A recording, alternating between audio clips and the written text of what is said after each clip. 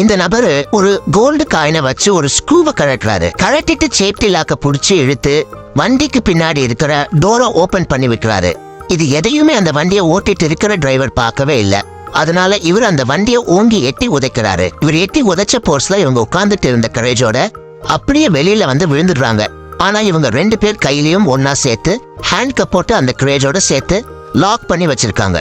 அதனால இவங்களுக்கு வேற வழி இல்லாம அந்த சூடான பாலைவனத்துல அந்த கரேஜை இழுத்துக்கிட்டே நடந்து போறாங்க. அப்ப வேற இவங்க திடீர்னு ஒரு உயரமான இடத்துல இருந்து ஸ்லிப் ஆகி அந்த கரேஜோட அப்படியே சறுக்கிக்கிட்டே கவுந்து விழுந்துடுறாங்க. அப்ப இவங்க கொஞ்ச தூரத்துல ஒரு பழைய ஏரோப்ளேன் கிராஷ் ஆகி கிடக்கிறத பார்த்துட்டு அந்த இடத்துக்கு போய் அங்க கொட்டி கிடக்கிற ஏரோப்ளேனோட பார்ட்ஸ் எல்லாம் வச்சு எப்படியோ அவங்க கையில இருக்கிற லாக்க ஓபன் பண்ணிடுறாங்க. அதுக்கப்புறம் இவங்க காத்து அடிக்கிற திசையிலேயே அந்த பிளேனோட ஒரு ரெக்கையை மட்டும் தூக்கி புடிச்சுக்கிட்டு காத்தோட திசையிலேயே அப்படியே போக ஆரம்பிக்கிறாங்க. இப்ப இவங்களுக்கு ரொம்பவே சந்தோஷமா இருக்கு. பாலைவனத்துல டிராவல் பண்றதுக்கு இந்த பிளேட் இவங்களுக்கு ரொம்பவே உதவியா இருக்கு. அதுக்கப்புறம் இவங்க அந்த பிளேட்லயே போய் அங்க இருந்து ஒரு வீட்டை மோதிட்டாங்க. அந்த வீட்டை மோதினதுக்கு பதிலா அந்த வீட்டோட ஓனருக்கு அந்த கோல்டு காயினை கொடுத்துட்டு அவர் வச்சிருந்த காரை எடுத்துக்கிட்டு கிளம்பிறாங்க.